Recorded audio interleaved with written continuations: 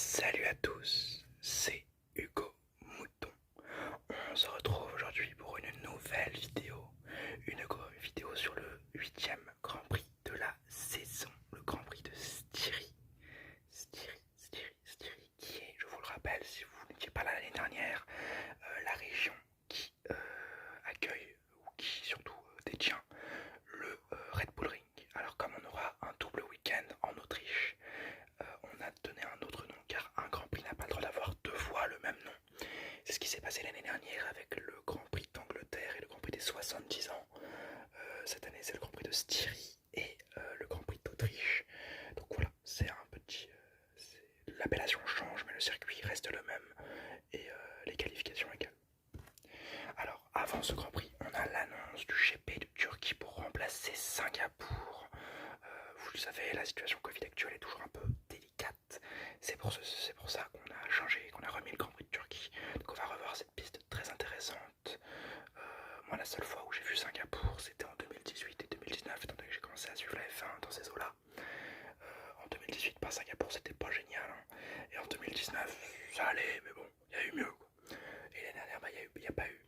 Donc, personnellement, je suis très content du retour du Grand Prix de Turquie. Que je préfère, il faut l'avouer, à Singapour. En un seul Grand Prix, j'ai plus aimé le Grand Prix de Turquie que le Grand Prix de Singapour. Donc, un petit peu de favoritisme. Alors, commençons ce Grand Prix, le 8e Grand Prix de la saison, je le rappelle, en FP1. Sainz spin en début d'un tour rapide après avoir fait part de ses doutes à son écurie. Les limites du circuit éliminent de nombreux temps. Ça, c'est comme toujours en Autriche, le circuit est très rapide, mais avec des limites assez cassantes, donc ça élimine beaucoup de temps. Perez spin au virage 4 alors que Verstappen est le plus rapide devant Pierre Gasly et Lewis Hamilton. Les AlphaTauri sont visiblement très performantes car Tsunoda est 5ème et les Alpines sont 6ème et 7ème. Kubica prend part à la séance et n'est que 19ème devant Mazepin 20ème. En FP2, il commence à pleuvoir en début de session, de légères gouttes, alors que certains sont sortis en pneus slick, donc en pneus pas rainurés, donc des pneus de course quoi, finalement. Gasly ne prend pas part à la session, peut-être à cause d'un problème moteur. Sainz spin comme Latifi et Mazepin durant cette session, tandis que Bottas spin également, mais cette fois-ci dans les stands. Mouvement très dangereux du Finlandais, mais sans conséquence. Il aurait pu faucher un ou deux mécaniciens de McLaren. Bon, tout s'est bien passé, bien heureusement. Mais la FIA regarde cette situation avant la FP3. Verstappen est le plus rapide devant Ricciardo et Ocon, tandis que les Alpines semblent très performantes. Ocon 3ème et Alonso très bien placé aussi. Donc on voit, à part Verstappen toujours au top, on voit un échange de meilleurs temps assez impressionnant tout de même. En FP3, Bottas est pénalisé de 3 places pour avoir spin dans les stands en FP2. Gasly prend part à la session avec un nouveau MGUK. C'était pour ça qu'il n'avait pas participé à la FP2. Mazepin spin et Hamilton est cette fois-ci le plus rapide. Les AlphaTauri et les Alpines sont très solides durant ce week-end. Au contraire des Ferrari et des McLaren qui ne sont pas vraiment très bien placés. Les qualifications. En Q1, le circuit est court et crée beaucoup de trafic. Trafic qui peut casser quelques tours à l'image de Ocon qui est éliminé avec Mazepin, Schumacher, Raikkonen et Latifi. En Q2, les leaders tentent un tour en médium, sauf Perez qui est visiblement en difficulté sur ce week-end, donc il préfère directement passer à détendre pour faire un tour lui permettant de passer en Q3. Les éliminés sont Giovinazzi, Ricciardo, Vettel, Sainz et Russell. Le Britannique manque la Q3 à 1 centième. Cette Q3 s'approche de plus en plus pour George Russell. On espère vraiment pour lui qu'il pourra l'atteindre avant la fin de cette saison. En Q3, au premier passage, Verstappen prend la pole provisoire à peu près 2 dixièmes de Lewis Hamilton. Donc les temps sont plutôt serrés, quoique le néerlandais est quand même un peu devant. Au second passage, Verstappen garde sa pole devant Bottas car Hamilton se rate dans son dernier tour et ne peut améliorer. Je vous donne donc la grille de départ. Verstappen est premier, Hamilton est deuxième, Norris troisième, Perez est quatrième, Bottas Bottas est 5e avec les 3 places de pénalité qu'il a reçues. Gasly est 6e, Leclerc est 7e, Alonso est 8e, Stroll est 9e, Russell 10e, Tsunoda 11e, Sainz 12e, Vettel 13e, Ricciardo 14e, Giovinazzi 15e, Latifi 16e, Ocon est 17e, Raikkonen est 18e, Schumacher est 19e et Mazepin est 20e. La course. Cette course démarre avec un bon départ de Verstappen, mais un peu plus loin dans le peloton, Gasly fait spin Giovinazzi après un départ horrible étant donné qu'il s'est percuté avec Leclerc et qu'il a endommagé son pneu. Leclerc pite à la fin du tour 1 comme Latifi et Gasly qui ont tous trois une roue crevée. Alors Leclerc a un aileron cassé, Latifi a une roue crevée à cause de Gasly qui l'a percuté. Gasly qui l'a percuté car il avait également une roue crevée avec la collision de l'aileron de Charles Leclerc. Donc, premier tour désastreux pour mes pilotes préférés. Je suis un peu dégoûté, mais bon. Gasly doit abandonner à cause de sa roue qui est totalement cassée. Et Latifi et Leclerc peuvent repartir, mais en fond de peloton, ce qui ruine un peu leur chance pour ce Grand Prix. Verstappen essaye de creuser l'écart sur Hamilton dans les premiers tours, tandis que Perez chasse Lando Norris juste derrière. Tsunoda dépasse Ricciardo au tour 7, puis Ricciardo se fait passer par Vettel et Raikkonen, laissant présager un problème moteur pour l'Australien. Il se plaint d'une perte de puissance à la radio, mais n'abandonne pas visiblement. Tour 10, Perez plonge sur Norris et le dépasse, surprenant le jeune Britannique, qui s'attendait pas à un dive bomb comme ça, parce qu'il partait de très loin quand même, Perez. Tour 11, Norris se fait à nouveau dépasser, cette fois-ci par Bottas. Tour 16, un beau midfield se bat avec un nouveau venu, Russell, en 8e position, qui fait un peu le bouchon, qui empêche légèrement les Alpines de passer. Tour 21, Schumacher et Mazepin se battent pour les dernières places et manquent de se percuter à cause d'un blocage de roue de Schumacher. Tour 23, Mazepin est appelé au stand en premier pour changer ses pneus et surtout pour arrêter la bataille entre les deux coéquipiers, étant donné que c'est des As. On sait que ça manque légèrement de moyens, ce serait débile de se rentrer dedans et de casser la voiture et donc devoir la refaire. Tour 25, Leclerc passe Ocon après une mauvaise manœuvre du Français qui tourne au freinage. Tour 26, Russell s'arrête au stand, un long arrêt pour faire survivre la voiture qui cache ses chances de points. On réinjecte de l'air dans la monoplace de Russell qui n'en a plus. Problème inédit qui cache les chances de points étant donné que Russell était 8ème, c'est très dommage. Tour 27, Perez s'arrête au stand mais l'arrêt est raté, ce qui permet au tour 28, fin du tour 27 à Bottas de s'arrêter et de ressortir devant Perez et à Hamilton de s'arrêter juste après. Il a fait donc au tour 29, excusez-moi. Hamilton s'arrête pour mettre la pression à Verstappen qui s'arrête dans le tour d'après et ressort tout de même premier. L'undercut de Hamilton n'a donc pas marché sur le néerlandais. Tour 32, Norris s'arrête, tandis qu'au tour 37, Hamilton commence à pousser légèrement sur ses gommes pour rattraper Verstappen et peut-être basculer sur une stratégie à 2 arrêts. Leclerc pite au tour 39 une deuxième fois et dans le même tour, Russell abandonne très déçu le jeune Britannique, mais sa monoplace ne pouvait plus l'emmener assez loin étant donné qu'elle n'avait plus, elle ne pouvait plus être compétitive sur cette piste à cause de ce problème d'air encore une fois. Tour 42, Leclerc commence le spectacle en dépassant Raikkonen, mais ce dernier le repasse pour se faire repasser un virage plus loin. Sainz pite au tour 43 comme Ricciardo un peu plus tard, tandis qu'au tour 45, l'Espagnol Sainz passe Lance Stroll.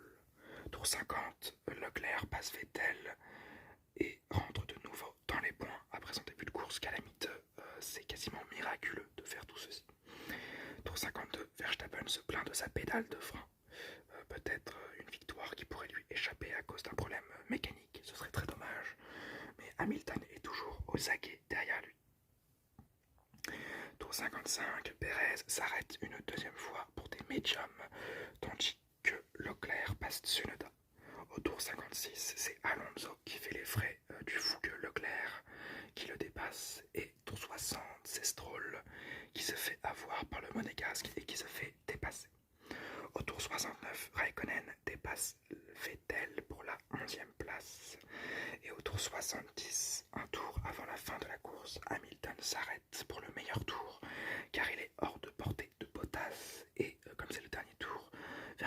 n'a pas pu s'arrêter pour aller chercher le tour en course. C'était une sorte de stratégie des Mercedes pour retenir Verstappen pour qu'il ne puisse pas avoir 26 points, pour qu'il n'en ait que 25. Mais pour ceci, il faut que Hamilton réussisse le meilleur tour en course. Tour 71, Verstappen gagne en Autriche, suivi de Hamilton qui décroche ce meilleur tour. Derrière eux, Bottas a résisté à Pérez durant 5 tours et se place sur le podium. Le Mexicain est un petit peu déçu étant donné qu'il ne peut pas, qu'il n'a pas pu atteindre son objectif. Mais en même temps, il a eu un week-end compliqué, donc ça reste un très bon résultat pour lui. Je vais vous donner la grille d'arrivée. Verstappen est premier, Hamilton est deuxième avec le meilleur temps en course. Bottas est donc troisième, Pérez est quatrième, Norris est cinquième, Sainz est sixième, Leclerc est septième, Stroll est huitième, Alonso est neuvième, Tsunoda est dixième, Raikkonen onzième, Vettel est douzième, Ricciardo est treizième, Ocon est quatorzième, Giovinazzi quinzième, Schumacher seizième, Latifi 17e, Mazepin 18e, Russell est 19e, DNF et Gasly est 20e avec un DNF. Les enseignements de cette course. Verstappen en tête et avec de la sûreté, un week-end dominé de bout en bout. Vraiment, il a été génial toute la course. Il reprend encore de l'avantage sur Hamilton au championnat, tandis que Pérez, un mauvais début de week-end, des mauvaises qualifications, qu'il ne qualifie que quatrième, mais pas vraiment très sûr en plus. Normalement, en plus, il aurait dû être cinquième, étant donné que Bottas a été pénalisé. Mais bon, il se rattrape bien, il a une stratégie différente. À un tour, il aurait eu Bottas et il aurait eu la troisième place, c'est dommage. Mais bon, un bon numéro 2 encore sur ce week-end qui aura permis de mettre une petite pression sur Bottas qui n'aura pas eu le temps de s'arrêter une autre fois ou peut-être faire une stratégie qui aurait dérangé Verstappen. Donc Pérez plutôt bon sur cette course et assez mauvais en début de week-end. Hamilton dans le doute, 4 grands prix sans victoire, ça fait beaucoup, hein, ça fait beaucoup pour Hamilton. Moi personnellement je ne l'ai jamais vu ne jamais gagner 4 grands prix sans victoire, je n'étais pas là dans les années 2010. Donc ouais, c'est plutôt bizarre pour moi de voir ça, ne pas voir Hamilton sur la première marche durant 4 grands prix.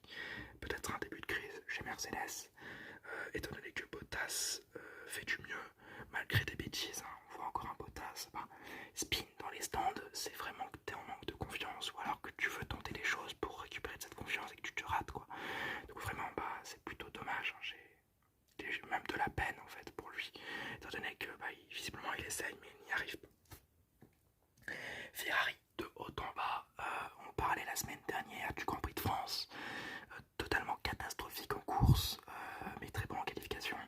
Et cette semaine, les qualifications sont absolument horribles pour la Scuderia. Bon, Leclerc 7ème, mais Sainz est 12ème, éliminé en Q2, et pour autant une course 6ème, 7ème. Je comprends pas cette équipe, je comprends pas cette monoplace, mais moi, tant qu'on rentre dans les points, ça me va. Donc plutôt content en même temps, et en même temps un petit peu déçu de cette non-compréhension de la monoplace, qui pourra nous jouer des tours dans la saison, et ça je le sais bien. AlphaTauri, la chance cachée, un week-end génialissime. Alors Tsunoda qui sera en Q2, c'est dommage parce que 11ème, mais Gasly qualifié 6ème, des essais libres, premier quasiment, enfin, dans les 5 premières places quasiment tout le temps. Et là, Tsunoda qui va chercher un micro-point, c'est dommage. Et un Gasly qui joue de malchance alors qu'il aurait pu aisément aller chercher une 4ème place, hein, vu le rythme de sa monoplace, c'est très dommage. Ricciardo est très loin de Norris, éliminé en Q2. Alors un problème moteur, le départ de Ricciardo est magnifique, je crois qu'il prend la 9ème place alors qu'il part 14ème, mais le problème moteur lui gâche sa course et donc il ne finit que 13ème. Il va falloir se reprendre pour le pilote australien qui est en train de dilapider son capital de confiance chez McLaren. Les As jouent un jeu dangereux, commencer à se battre en début de course, c'est un petit peu débile. On se croirait en 2018 avec Magnussen et Grosjean qui se rentraient dedans en Angleterre. Pas génial pour l'écurie. Heureusement cette fois-ci ils ont eu la bonne idée de les foutre au stand directement pour éviter des conneries.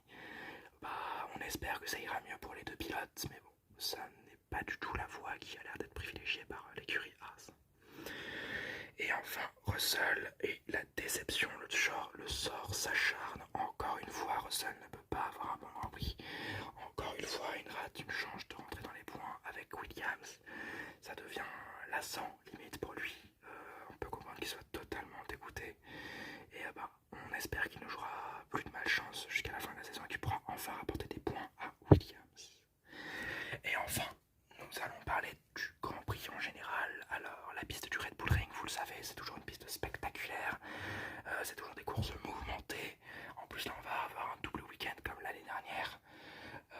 J'adore ce Grand Prix, vous le savez. Hein. Le seul problème, c'est le trafic en qualification qui cache un peu tout. Mais vraiment, j'aime beaucoup cette piste. J'ai beaucoup aimé ce Grand Prix aussi. Alors, un Grand Prix dominé de bout en bout par Verstappen, effectivement. Mais des belles batailles au midfield, on sait toujours qu'il y a ça au Red Bull Ring. Donc, personnellement, je mettrai un petit 14 sur ce Grand Prix, étant donné qu'on a eu une domination tout de même, mais qu'on a eu des belles batailles au midfield. C'est à peu près tout ce qu'on a eu. On a eu un Leclerc survolté qui a fait beaucoup de dépassements, et on a eu des petites surprises. Mais bon, ça n'a pas été non plus un Grand Prix fou comme le premier Grand Prix de l'année dernière. Et bien, sur ce, j'espère que cette vidéo vous aura plu. Vidéo un petit peu décousue, hein, comme habituellement. Si c'est le cas, mettez un petit like, le petit commentaire si vous voulez me proposer des idées de vidéos et le petit abonnement. On se retrouve peut-être la semaine prochaine